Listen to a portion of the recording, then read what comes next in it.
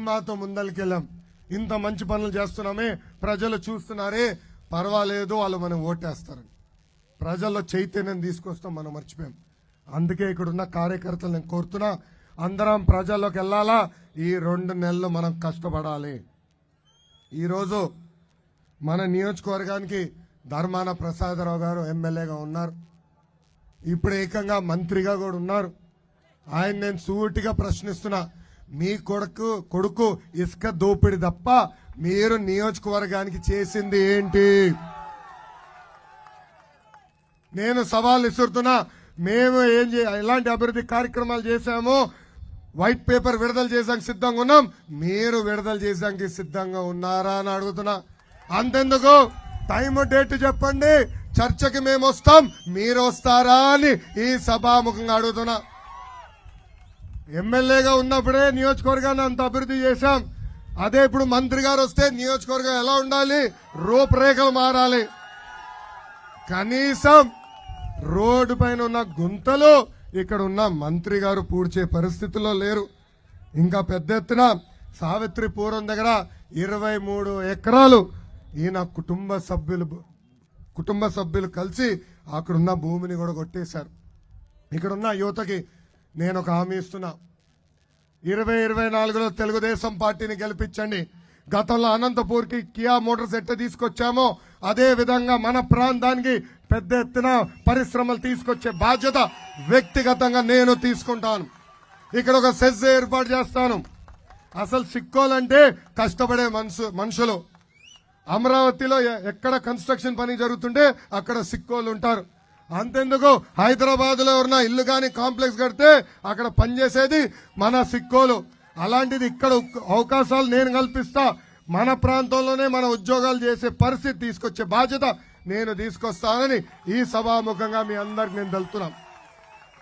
ఆనాడు నేను ఐటీ శాఖ మంత్రిగా ఉన్నప్పుడు శ్రీకాకుళానికి ఒక ఐటీ కంపెనీ పెడతాను ఒక వ్యక్తి వస్తే పక్కనే భూమి కూడా కేటాయించా.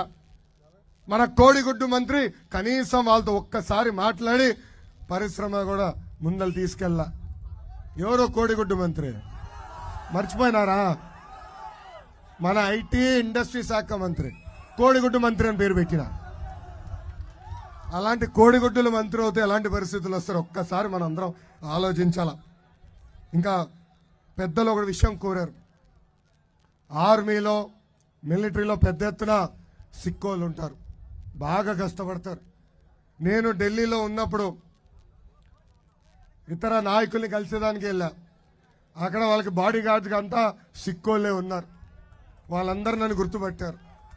వాళ్ళు కూడా అక్కడ కోరారు, అయ్యా మేము రిటైర్ అయిన తర్వాత ఊరికి వెళ్తే మాకేమీ రావట్లేదు, మాకు ప్రత్యేక కార్పొరేషన్ ఏర్పాటు చేయమని వాళ్ళు కోరారు.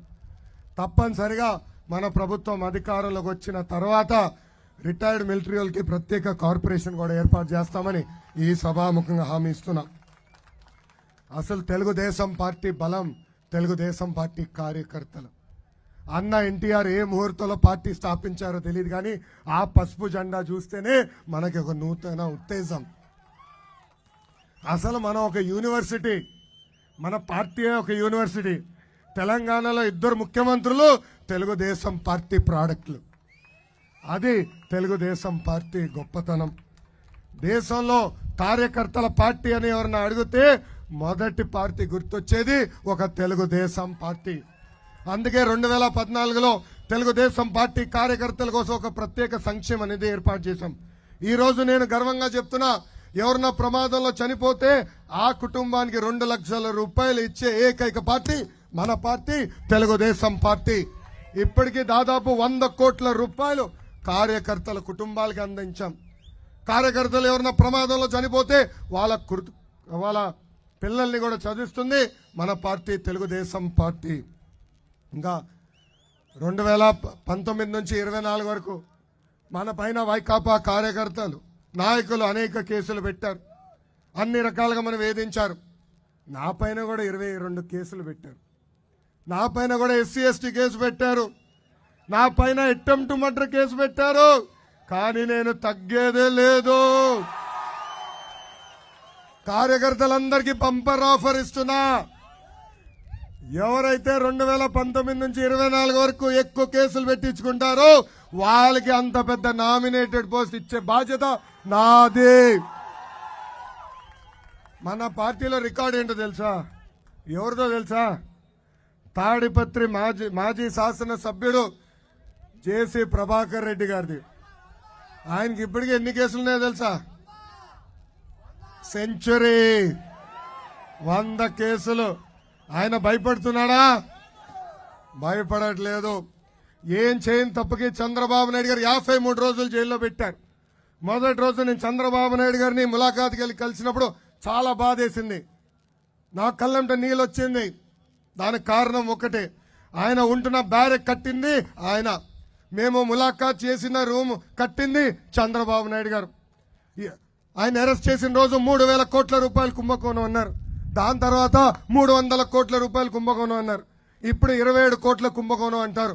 వాళ్ళు వేసిన ఛార్జ్ షీట్ కోటే చీపో, ఇది ఒక పనికిమాల ఛార్జ్ షీట్ అని తిరస్కరించే పరిస్థితి. ఈ సభాముఖంగా చెప్తున్నా, my dear Jagan, time date ను ఫిక్స్ చేయి. మీ అవినీతి ఆరోపణల పైన, మా నాయకుడు అవినీతి ఆరోపణల పైన చర్చించడానికి ఈ లోకేష్ సిద్ధంగా ఉన్నాడు. నువ్వు సిద్ధమా అని ఈ సభాముఖంగా నేను ప్రశ్నిస్తున్నాను. ఇక్కడ ఉన్న కార్యకర్తలందరూ చెప్తున్నా, ఏ అధికారులైతే చట్టాన్ని ఉల్లంఘించమని ఇబ్బంది పెట్టారో, ఏ వైకాపా నాయకులైతే చట్టాన్ని ఉల్లంఘించమని ఇబ్బంది పెట్టారో వాళ్ళందరి పేర్లు ఈ రెడ్ బుక్ లో రాశా.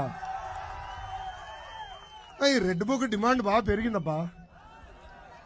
కోర్టులో కేసేశారు తెలుసా నా పైన. లోకేష్ రెడ్ బుక్ అంటున్నాడు, లోకేష్ ని అరెస్ట్ చేయాలి, నాన్ బెయిలబుల్ వారెంట్ ఇష్యూ చేయాలని కోరారు.